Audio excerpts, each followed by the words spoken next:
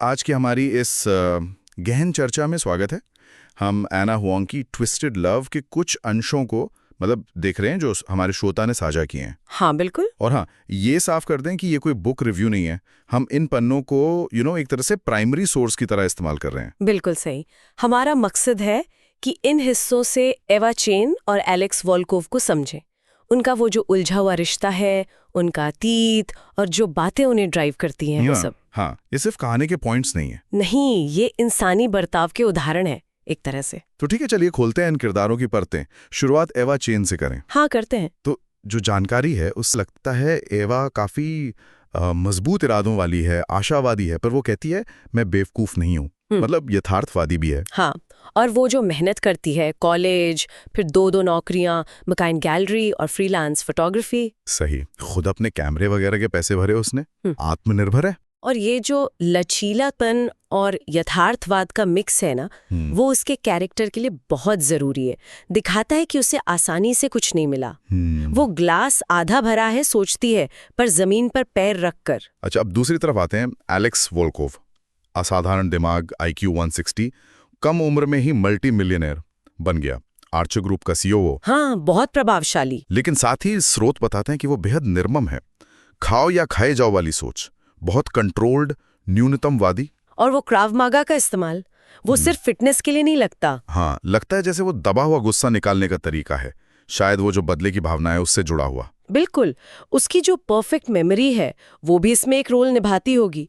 सब याद रखना, खासकर वो बातें जो बदले की आग को हवा दें। उसका ये कंट्रोलिंग नेचर और वो याददाश्त, ये सब मिलकर उसे एक बहुत ही ताकतवर लेकिन उलझा हुआ इंसान बनाते हैं। हाँ, और उसका ये कंट्रोल शायद बाहरी दुनिया की अनिश्चितता से खुद को बचाने का एक तरीका भी हो सकता है। उनकी जो शुरुआती मुलाकात है उनमें ये तनाव दिखता भी है ना? हाँ, वो केक वाली घटना। एग्जैक्टली। एलेक्स का कंट्रोल तो दिखता ही है, लेकिन फिर वो छाता देना, वो थोड़ी हैरानी वाली बात थी। हाँ, एक अजीब सा मिक्सचर है। एवा को वो ठंडा लगता है, एरोगेंट लगता है, गुस्सा भी दिलाता है, पर फिर भी वो उसके आसपास जिंदा महसूस करती है। ये क्या चक्कर है? यही तो उनके रिश्ते की सबसे बड़ी पहेली है। डर भी है और एक तरह का खिंचाव भी।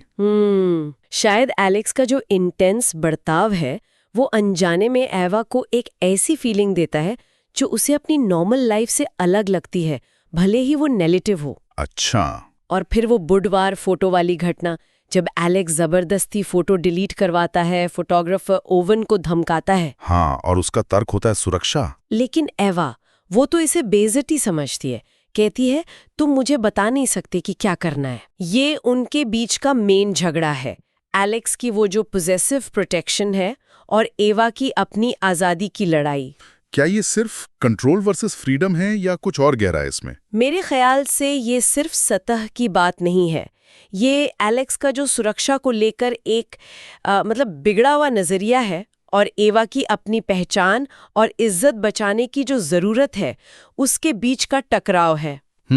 शायद एलेक्स सोचता है कि वो प्रोटेक्ट कर रहा है। हाँ, पर उसका तरीका एवा की सेल्फ रिस्पेक्ट को चोट पहुंचाता है। दोनों के अतीत में भी काफी अंधेरा है। एवा के वो बुरे सपने, पानी से डर, एक्वाफोबिया, और 9 साल की उम्र से पहले की याददाश्त का ना होना। हाँ, और उसके पिता माइकल चेन का वो भयानक झूठ कि उसकी मां ने उसे मारने की कोशिश की थी। कितना भयानक। और दूसरी तरफ एलेक्स है जो अपने परिवार की मौत का बदला लेने पर तुला हुआ है। तो ये जो अतीत है, ये उनके आज को कैसे चला रहा है? देखिए, उनका अतीत सिर्फ बैकग्राउंड स्टोरी नहीं है, वो उनके आज का एक्टिव हिस्सा है।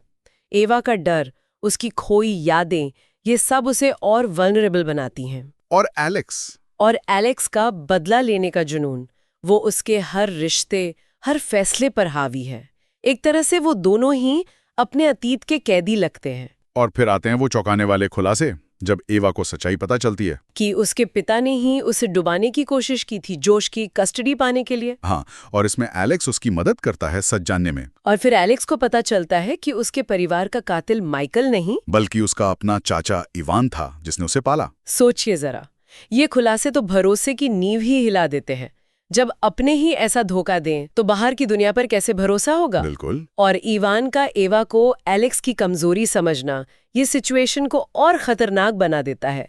धोखा यहाँ एक हथियार बन जाता है। क्लाइमैक्स में जब इवान एवा को किडनैप करता है और एलेक्स के शुरुआती धोखे का पर्दाफाश करता है हाँ। कि उसने एवा को प्यार में फंसाने का प्लान बनाया था, तब एलेक्स एक बहुत बड़ा फैसला लेता है। हाँ, वो बदला छोड़कर एवा को चुनता है। ये एलेक्स के कैरेक्टर में एक टर्निंग पॉइंट है।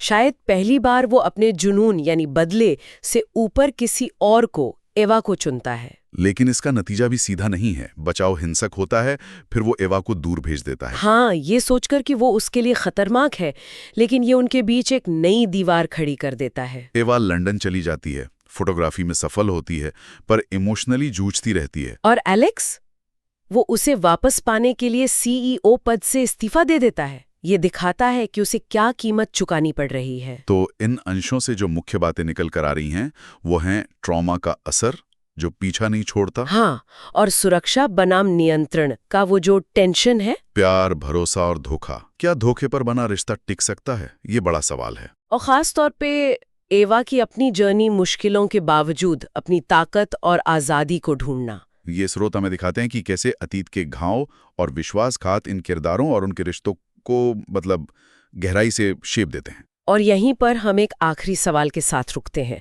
इतने गहरे धोखे, इतने भयानक पर्सनल ट्रॉमा और हिंसा के माहौल को देखते हुए, क्या एवा और एलेक्स जैसे किरदारों के लिए कभी सच्चा टिकाऊ भरोसा मुमकिन हो सकता है? क्या इतने अंधेरे अतीत से जन्मे रिश्ते का कोई स्थिर भविष्य हो सकता है?